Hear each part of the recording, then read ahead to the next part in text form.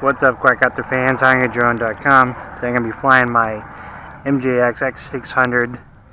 I kind of do some of the last final videos with this quadcopter. I've been flying it a lot, taping it a lot. So, some people might be having some binding issues with this. So there's a binding sequence that you need to go through in order to get the MJX to bind. So first you turn on the quadcopter. Obviously make sure your battery's plugged in at the bottom. Put it on level ground, turn your transmitter on, and then you're going to go ahead and bind by moving the left throttle stick up and down, and then the red light on the transmitter will continue to flash until the two bind, which takes about 10 to 20 seconds. So just don't get impatient. So once it is bound, now the quadcopter is bound, or hexacopter is bound, it's ready for takeoff. Test the motors there. So like I said, the ground's a little bit unlevel, so do a hand launch with the X600, and there's a little bit of wind, but with the 6 motors this thing can slice through it pretty well. And the medium rate of speed, it does have an advanced rate, which allows it to get a better aggressive pitch. The only thing is when you push too hard on the control stick on the right stick, it will actually cause the hexacopter to do flips. So that's a little bit annoying because you can't really tell what the threshold is for just your steering opposed to your flips on the X600. So fly it around, very fun to fly, extremely cheap, so would recommend it for starters or beginners. It's almost on par as far as the flyability of the SEMA X5 Sea Explorers. Handles a little bit slightly different with the 6 motors, so probably your starter would be your SIMA or SEMA X5C, and then possibly the MJX 600. Got some really good deals on these too, under $40. You can pick one up. So I'm gonna go ahead and switch the speed mode. Well, I got us a flip instead, but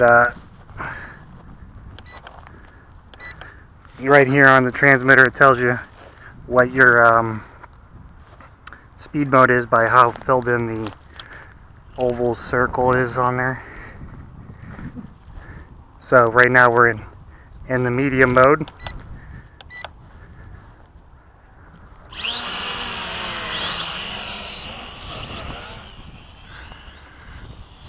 Alright, so we're flying again.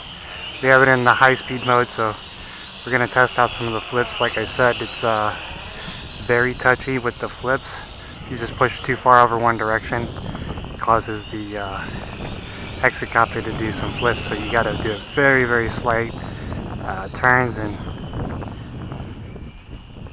controls on it.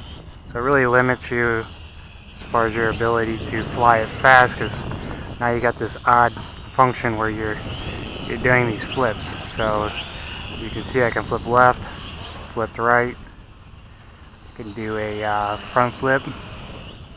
Well, thought I was going to do a front flip. I guess it's only left-right flips, but so you just hold that direction a little bit farther than normal. So you can try doing a turn here and a flip at the same time and see what happens. So we'll try to swoop.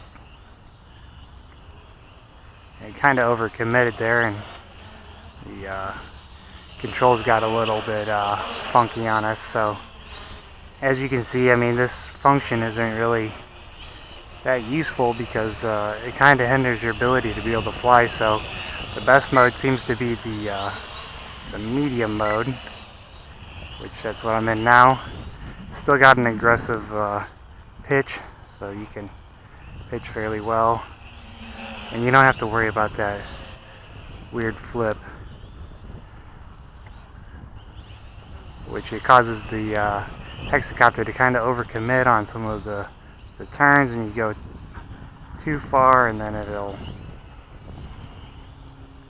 flip on you. So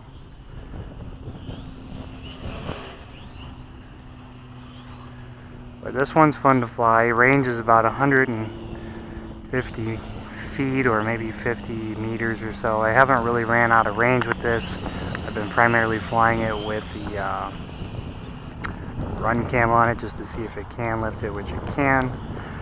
Over time it seems to have lost some lift power, so probably wore down the gears a little bit on it, and from lifting it, you know, this is a very, very light, almost, you know, in the class of a mini.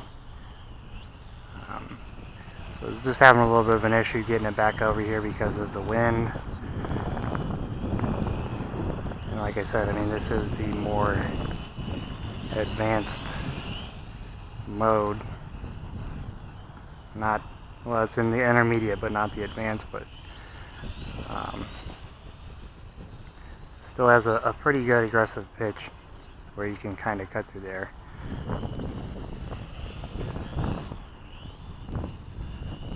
Now, I have seen some people lifting GoPros with this, so it is doable or feasible to be able to do that. In my personal opinion, I wouldn't do that if you want to keep it long term, because you're just going to have to end up replacing parts. It's not designed to lift that heavy amount, even though it can. Doesn't necessarily mean it should. So when you're in the intermediate mode, you can actually do some flips from here. You can hit that top bumper at the top, and it will allow the quadcopter to be able to flip. So you don't have to use the sticks like in the advanced mode. You can just hit that button, and it should work out fine. So just checking the light pattern, making sure it's not blinking. So I've had good flight times with this. No real complaints. I mean, there's a little bit of a throttle dropout, but you know, that's the biggest complaint I think I've experienced with this hexacopter. But it gets good flight time, plenty of power with the six motors. Handles well. Only had experienced a few times where it's kind of overcommitted to some turns. You know, even with the fingers off the sticks.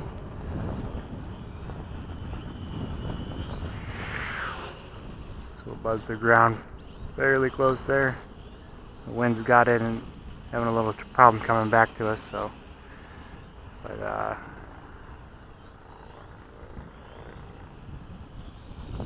I'm glad I bought this one.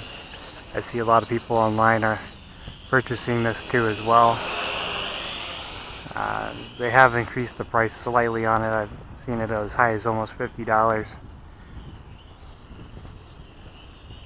But if you can find it on sale for $30, definitely worth getting it.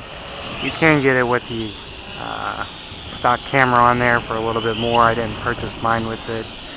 It's only about a 2 megapixel camera, so the image quality is not that great. Quite a bit of jello in it. You can put on additional cameras on there too as well. You just need to make sure that the polarity on the plug is the same as what you have with the camera. I tried to plug in a SEMA camera and the polarity was different, so they did not work together, and actually caused the camera to get hot and overheat. So I had to reverse the wires after doing this, so it did work, but the quality just wasn't that great.